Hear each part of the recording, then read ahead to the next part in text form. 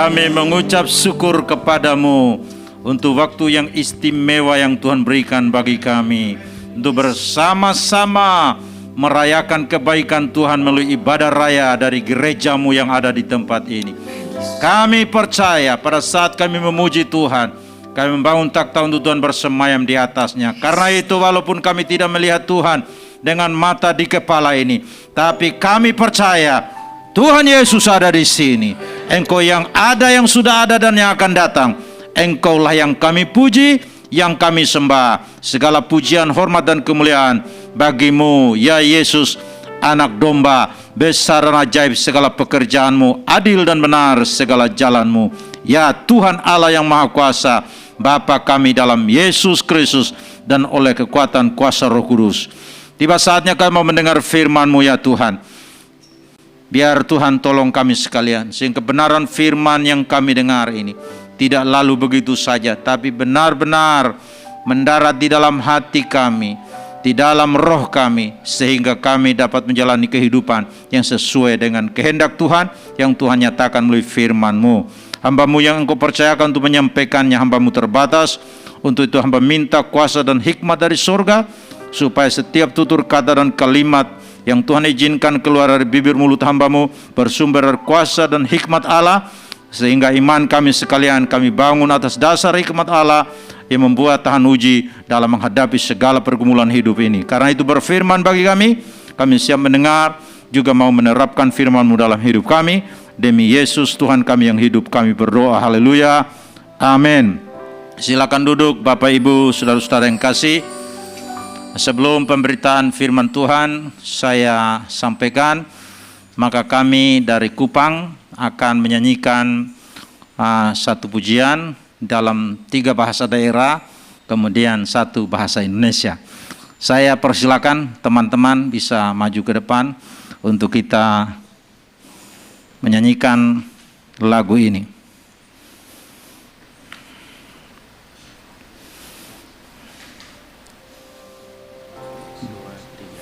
Yesus wo iye netuya, Yesus wo iye tu hari-hari de naradoya tabale wo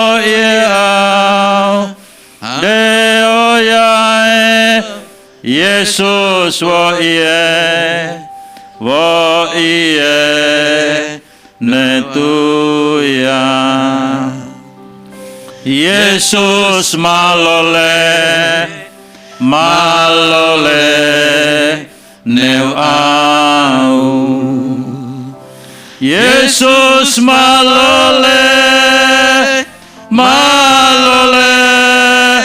neu itabasa, au tak bisa balas Yesus susue, Yesus malole neu au, Yesus egang kemigan, Yesus egang kemigan, egang emal ogawal ang noni bima, Yesus egang kemigan, Yesus baik buat saya, Yesus baik buat buat kita semua. Ku tak dapat balas kasih-Mu Yesus, Yesus baik, baik buat saya. Ku tak dapat balas kasih-Mu Yesus, Yesus baik, baik buat saya. Haleluya.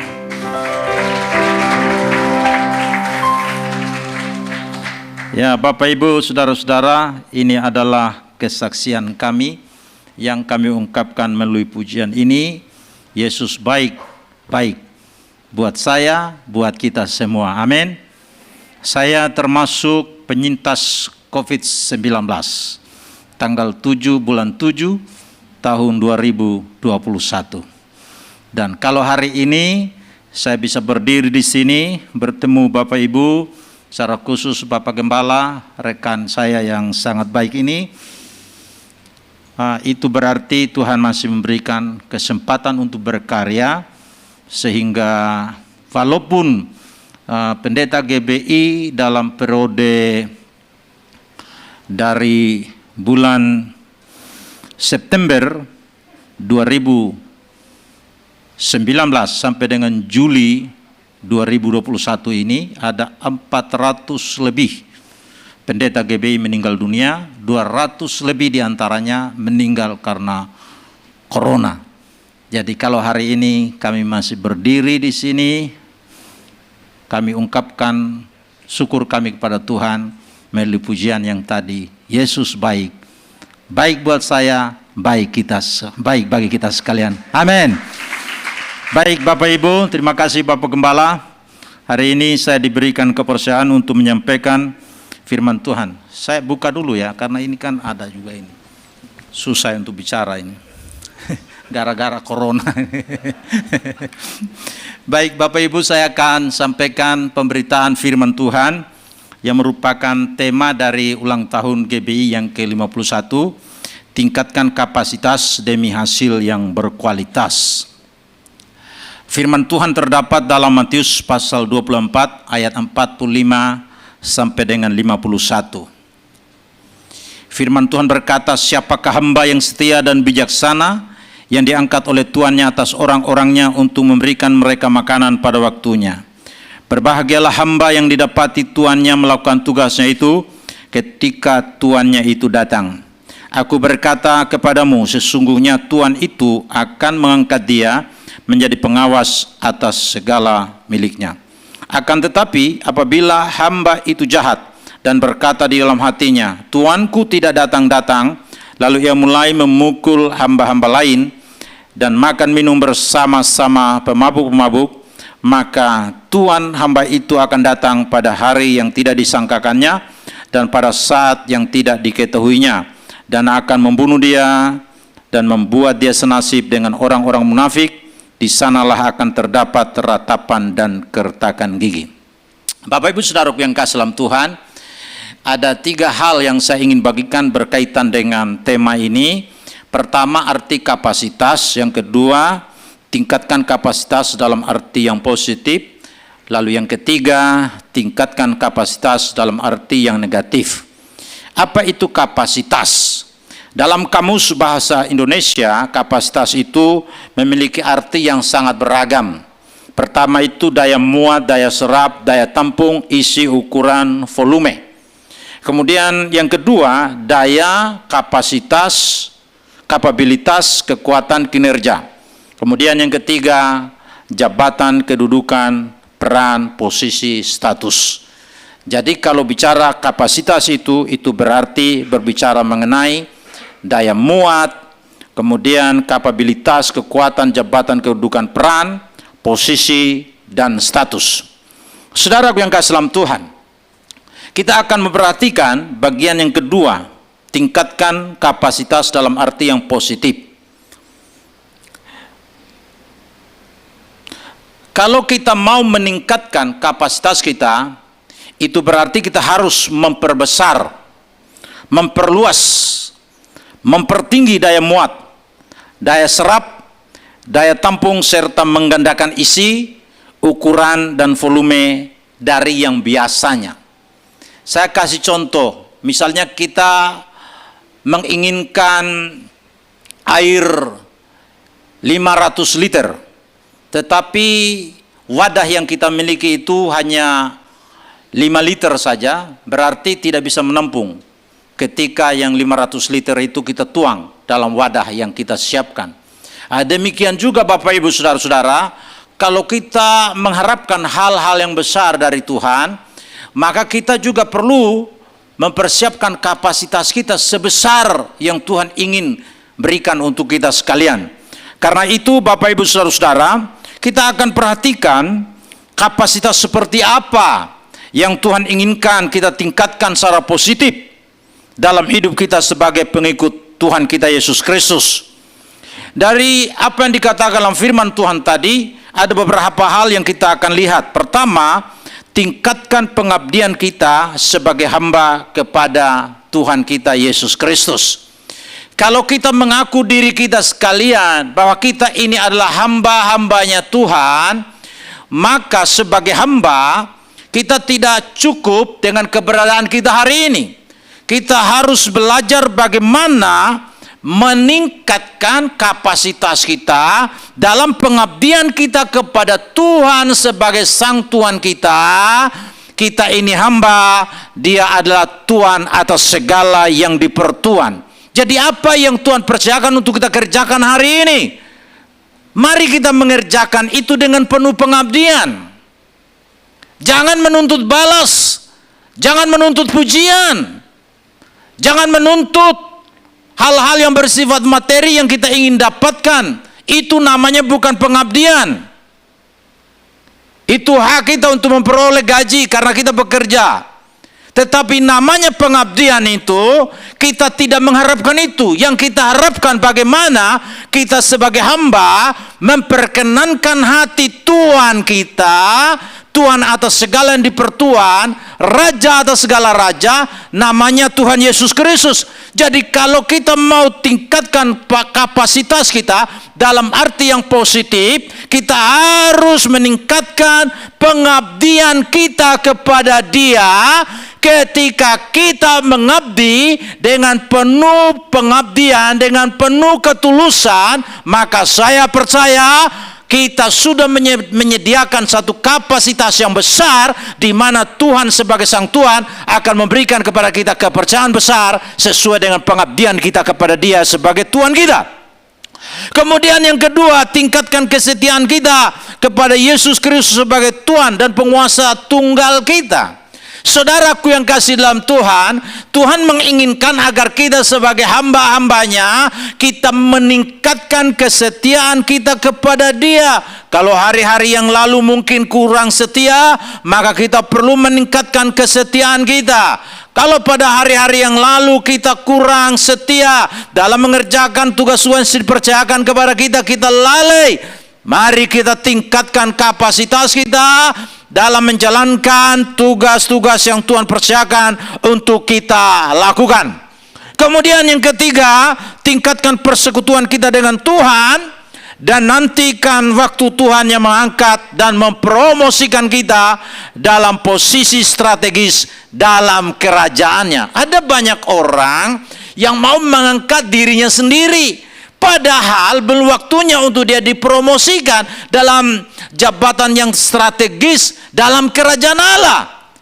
Akhirnya apa yang terjadi? Karena mereka mengangkat diri mereka sendiri, Tuhan tidak memakainya dalam kapasitas itu, akhirnya hancur berantakan. Karena itu Bapak Ibu Saudara yang kasih, sebagai hamba yang dipercayakan oleh Tuhan untuk kita mengerjakan tugas-tugas kita, entah itu tugas pelayanan kita di gereja, entah itu di marketplace atau di mana saja kita berada, kita harus meningkatkan persekutuan kita dengan Tuhan. Lalu di dalam kita menjalin persekutuan dengan Tuhan sebagai Sang Tuhan kita, kita juga belajar bagaimana menantikan Tuhan untuk mengangkat kita dalam posisi strategis dalam kerajaan Allah. Kerajaan Allah itu bukan soal makan, soal minum, tapi soal kebenaran dan damai sejahtera dalam Roh Kudus. Bapak, Ibu, saudaraku yang kasih dalam Tuhan, kerajaan Allah itu berbicara mengenai kebenaran. Oleh karena itu yang kita akan tingkatkan dalam hidup kita ini, dalam persekutuan kita dengan Tuhan, bagaimana kehidupan kita, pekerjaan yang kita lakukan itu diwarnai dengan kebenaran. Kalau ada orang yang bekerja di perusahaan atau di kantor atau di pemerintahan, mereka korupsi, kita tidak akan melakukan hal itu karena kita tahu bahwa perbuatan itu bukanlah sebuah kebenaran. Saudaraku yang kasih dalam Tuhan, mari kita meningkatkan persekutuan kita dengan Tuhan, dan kalau kita terus-menerus bersekutu dengan Tuhan, maka saya percaya kita akan menikmati suatu kehidupan dalam keintiman dengan Tuhan. Lalu saatnya Tuhan nanti akan mempromosikan kita pada posisi yang Tuhan mau kita ada di dalam kerajaannya, di mana kerajaan itu bukan hanya nanti ketika kita bertemu dengan Tuhan di dalam surga rumah Bapa yang kekal, tapi kerajaan Allah itu telah dihadirkan oleh Tuhan di bumi ini melalui Kristus sebagai Raja kerajaan Allah, dan setiap kita dapat mengalami kerajaan itu kalau kita bersekutu dengan Dia sebagai hamba, dengan Tuhan kita sebagai Raja dari kerajaan itu. Kemudian yang keempat, tingkatkan kesiapan kita menunggu kedatangannya yang kedua kali, dan terus-menerus bertekun melakukan tugas dengan penuh rasa tanggung jawab kepada Tuhan. Dan yang kelima, menghasilkan kualitas hidup yang menyenangkan hati Tuhan sebagai Tuhan di atas segala yang dipertuan, Raja atas segala raja. Karena itu firman Tuhan berkata, berbahagialah hamba yang didapati tuannya melakukan tugasnya itu ketika tuannya itu datang. Aku berkata kepadamu, sesungguhnya tuannya itu akan mengangkat dia menjadi pengawas atas segala miliknya. Inilah kepercayaan yang Sang Tuhan berikan kepada kita. Kalau kita meningkatkan kapasitas pengabdian kita, kesetiaan kita, kasih kita, persekutuan kita dengan Dia sebagai Sang Tuhan, dan kita ini adalah hamba-hambanya. Yang terakhir, Bapak Ibu Saudaraku yang kasih dalam Tuhan, kita akan melihat mengenai tingkatkan kapasitas dalam arti yang negatif.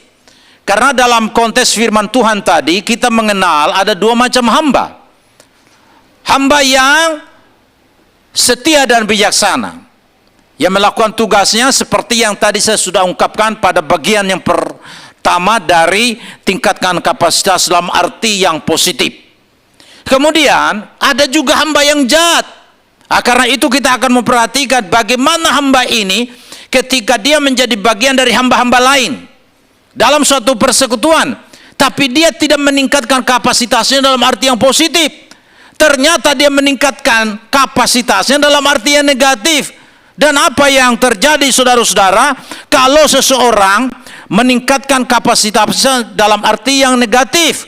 Kita memperhatikan dari hamba yang jahat itu, pertama, meningkatnya kejenuhan rohani. Karena firman Tuhan berkata tadi, dia tunggu tuannya tidak datang-datang. Akhirnya karena dia menunggu terlalu lama dan tidak datang-datang, terjadilah kejenuhan rohani. Ini bahaya sekali bagi kita, baik kita sebagai hamba Tuhan, sebagai pendeta, demikian juga kita sebagai jemaat. Ketika kita mengalami kejenuhan rohani ini, maka mudah sekali bagi kita untuk kita berkompromi dengan dosa. Kita terlibat dalam berbagai-bagai kejahatan seperti yang dilakukan oleh sang hamba yang jahat ini. Karena dia menantikan tuannya tidak datang-datang, akhirnya terjadi suatu kejenuhan rohani di dalam dirinya dan mengakibatkan dia tidak lagi bergairah di dalam menjalankan tugas-tugas yang dipercayakan oleh Tuhan kepadanya. Dia tidak diangkat lagi dalam jabatan yang Tuhan inginkan dia ada, untuk menjadi pengawas atas segala miliknya. Karena apa? Karena hamba ini ketika dia menantikan sang Tuhan tidak datang-datang, terjadilah suatu perubahan gaya hidup yang diakibatkan oleh karena terjadinya kejenuhan rohani dalam diri sang hamba ini. Kemudian yang kedua, meningkatnya kejahatan yang dilakukan terhadap sesama hamba. Alkitab mengatakan tadi, dia mulai memukul hamba-hamba yang lain. Jadi Bapak Ibu Saudara, meningkatkan kapasitas dalam arti yang negatif ini, hamba ini mungkin saja tadinya mereka bersama-sama melaksanakan tugas-tugas penting yang dipercayakan oleh sang Tuan. Tetapi hamba yang lain tetap setia. Hamba yang lain tetap meningkatkan kesetiaan dan pengabdian kepada Tuhan. Tetapi hamba yang lain lagi ini menjadi jenuh secara rohani, dan karena itu terjadilah suatu peningkatan kejahatan yang dilakukannya terhadap sesama hamba. Padahal kita tahu sesama biskota tidak boleh saling mendahului.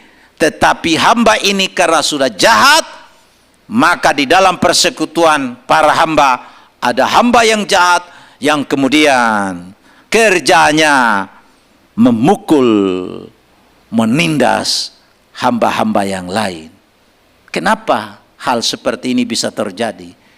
Karena dia tunggu-tunggu sang Tuhan tidak datang-datang. Terjadi kejenuhan rohani, kompromi dengan dosa, lalu mulai terlibat di dalam tindakan-tindakan kekerasan terhadap sesama hamba, terhadap sesama jemaat, saling gosip-menggosip, saling melakukan hal yang tidak baik antara satu dengan yang lain. Dalam sebuah gereja lokal, kita juga mengalami hal-hal seperti ini. Sesama hamba yang melayani di sebuah gereja, waduh, luar biasa indahnya, luar biasa baiknya, kerjasamanya begitu luar biasa. Tetapi ada hamba yang lain karena terjadi kejenuhan secara rohani mungkin dalam dirinya, terjadi suatu perubahan yang luar biasa. Tadinya dia orang begitu baik, suka dengar-dengaran, sekarang berubah menjadi pemberontak, yang suka bakalahi, yang suka berkelahi antara sama hamba, gosip sana gosip sini, menimbulkan konflik, persesokan dan sebagainya. Itu dikarenakan telah terjadi kejenuhan rohani, karena sang Tuhan tidak datang-datang, akhirnya dia terlibat dalam kejahatan, di mana kejahatan dia lakukan itu justru kekerasan terhadap sesama hamba. Saudaraku yang kasih dalam Tuhan, yang ketiga, meningkatnya pergaulan yang buruk yang membentuk kebiasaan mabuk-mabukan dan pesta pora. Tadi Alkitab mengatakan ketika hamba ini dia mulai jahat, dia memukul sama hamba, tapi juga yang lain dia bergaul secara salah dengan orang-orang yang tidak baik, dan terbentuklah di dalam dirinya suatu kebiasaan yang buruk. Dia mulai mabuk-mabukan. Ini yang terjadi Bapak Ibu Saudara-saudara. Kalau sudah terjadi kejenuhan rohani, orang akan berkompromi dengan dosa, terlibat dalam melakukan kekerasan terhadap istri, terhadap suami. Saya pikir yang biasa melakukan tindakan kekerasan itu hanya suami terhadap istri atau orang tua terhadap anak-anak. Karena itu di negara kita Republik Indonesia ini ada undang-undang perlindungan hak perempuan dan anak. Jadi kita sebagai laki-laki ini sangat berbahaya. Kenapa? Karena kita dalam posisi tidak ada perlindungan bagi kita kalau istri kita melakukan kekerasan terhadap kita.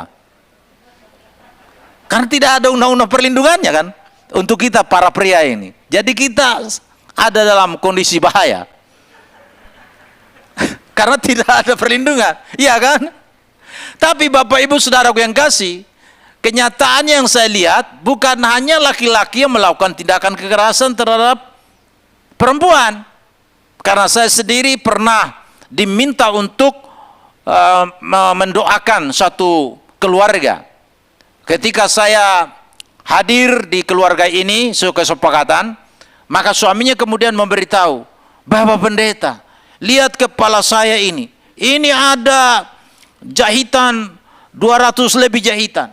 Karena istri saya dia cemburu ketika saya pulang pada jam yang saya janji jam 9 malam, tapi saya jam 10 baru tiba di rumah. Dia tanya sama saya, saya pergi kemana sehingga tidak datang tepat waktu. Saya memberikan alasan-alasan, dia tidak percaya. Akhirnya dia ambil pisau dapur, dia tusuk kepala saya sehingga saya hampir mati. Jadi Bapak Pendeta, tolong doakan istri saya ini. Tolong juga doakan saya, karena saya juga masih memakai alat-alat pedukunan yang diberikan oleh orang tua. Dan mungkin gara-gara inilah sehingga rumah tangga kami menjadi seperti ini. Padahal Bapak Ibu Saudara-saudara, prianya itu orang Papua yang terkenal melakukan tindakan kekerasan terhadap istri. Tapi orang Papua ini justru tidak berdaya terhadap cewek dari Manado sana. Dia menjadi korban kekerasan, saudara-saudara. Jadi bukan hanya laki-laki. Makanya tadi saya bilang, kalau kita mengalami tindakan kekerasan seperti ini dari istri kita, maka kita dalam posisi sangat kasihan. Karena kita tidak bisa ada perlindungan hukum. Hanya untuk ibu-ibu dan anak-anak yang ada perlindungan hukumnya. Saudaraku yang kasih dalam Tuhan, ketika mulai ada kejenuhan rohani ini pada diri hamba tadi, dia berubah. Dia bilang, Tuhanku tidak datang-datang. Dan karena tidak datang-datang, terjadilah suatu peningkatan di dalam diri dia. Dia mulai bergaul dengan orang-orang yang berkelakuan buruk. Dan kelakuan buruk ini kemudian membentuk suatu kebiasaan di dalam dirinya untuk mabuk-mabukan dan pesta pora. Bukankah kita juga melihat hal seperti ini terjadi dalam gereja? Ada anak muda yang begitu setia, ikut Tuhan, begitu bergairah, mengajar sekolah minggu, memimpin pujian, main tamborin. Tapi tiba-tiba karena pergaulan yang salah yang dilakukan, akhirnya orang ini menjadi hamil di luar pernikahan. Tadinya setia datang gereja mulai sekali sebulan, dan pada akhirnya setahun sekali ketika ada Natal. Kalau Natal tidak ada karena corona, dia tetap tinggal di rumah saja. Saudaraku yang kasih dalam Tuhan. Kemudian yang keempat, meningkatnya gaya hidup masa bodoh terhadap kedatangan Tuhan Yesus yang kedua kali. Padahal kedatangannya itu tidak dapat disangkakan dan tidak dapat diketahui oleh siapapun. Hamba ini karena dia sudah berubah menjadi hamba yang jahat, maka dia sudah masa bodoh. Tuhan tidak datang-datang, dia mulai masa bodoh. Dia tidak mempersiapkan diri. Padahal Alkitab berkata, salah satu dari iman Kristen yang sejati yang kita pegang teguh adalah Yesus akan datang yang kedua kali. Percaya atau tidak percaya, siap atau tidak siap, Yesus pasti datang yang kedua kali. Tapi karena telah terjadi kejenuhan rohani, Tuhan tidak datang-datang. Akhirnya apa yang terjadi? Mulai masa bodoh. Dan ketika dalam kondisi masa bodoh, tidak mempunyai persiapan diri untuk menantikan kedatangan Sang Tuhan yang kedua kali, Tuhan datang pada saat yang tidak disangka-sangka, tidak diketahui. Dan apa yang terjadi Bapak Ibu Saudara-saudara? Akhirnya firman Tuhan berkata, orang ini kemudian dilemparkan ke dalam kegelapan, di mana di sana terdapat ratapan dan kertakan gigi. Lalu yang terakhir yang kita lihat di sini, meningkatnya gaya hidup yang penuh kemunafikan. Munafik. Jadi seperti saya ini pakai jas, pakai dasi, wah luar biasa, Pak Pendeta khotbah. Tetapi saya hanya di sini saja sebagai pendeta, tapi ketika di luar saya jadi pendekar. Ada Bapak Ibu Saudara-saudara, pendeta berkhotbah, tangan kita ini kita pakai kerja buat Tuhan, memberkati orang. Tapi karena dia tidak sabar, ketika istrinya ngoceh di rumah, dia pakai tangannya, lalu dia bogem istri. Saudara-saudara, ada satu virus yang lebih ganas sebenarnya dari virus HIV/AIDS. Juga lebih ganas dari flu burung dan virus corona ini. Ciri-cirinya Bapak Ibu Saudara-saudara, ketika orang mengalami flu itu, maka terjadi pembengkakan di sini. dan dalam kondisi-kondisi tertentu maka akan keluar darah dari hidungnya. Itu namanya flungku, Bapak Ibu. Coba aja.